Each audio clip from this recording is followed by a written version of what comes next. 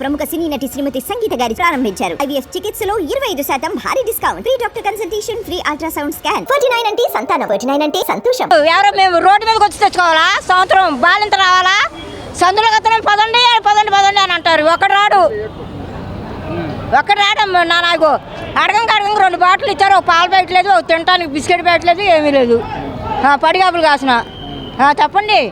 ఇదేనా మరి ప్రజలకు పంచాలి? ఓట్లు వచ్చినప్పుడు గుమ్మానికి దండాలు పెడతారు, దశకాలు పెడతారు. ఇప్పుడు ఒక్కడు రాడు మా మకాలు చూడటానికి.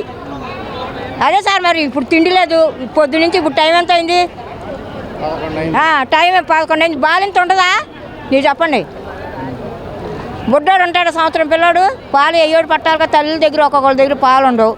మరి పాలు బయట తీసుకెళ్ళి అందుబాటులో పెట్టాలి కదా. మరి వచ్చా ముసలిదాన్ని ఒక్కడెవడో మరి ఎల్లండి సందులోకి వస్తారు. వాళ్ళు ప్యాకింగ్ చేసుకొని ఎటు పోతారు. మా సందులోకి ఇప్పుడు ఒక్కడ రాలా. అది మ్యాటరు. చెప్పండి సార్. ప్రభుత్వం వరద బాధితులకు తగినంత సహాయం చేస్తున్నారు. తగిన సహాయం చెయ్యాలి. సందుల్లో చూడాలిగా. సందులు లేదు.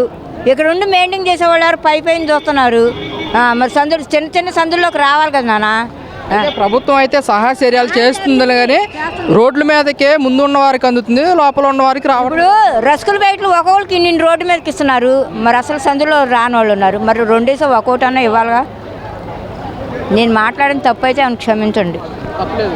మరి అది అవి రాకేగా నేను రోడ్డు మీదకి వచ్చింది. మరి ఆ బాలెందుకు ఏమి ఇవ్వాలి? నీళ్ళు ఇవ్వాలి. 11 అయింది అని టీ నీళ్ళు అయ్యోటి ఇవ్వాలి. ఒక పాల ప్యాకెట్ అడిగితే ఇప్పుడు దాకా వ్యాన్ ఉంది లేవు అని అన్నారు.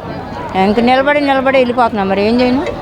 అది భోజనాలు అయితే అందిస్తున్నారు. ఇప్పుడు మా రేపొద్దున మా బతుకుతారు ఏంటి?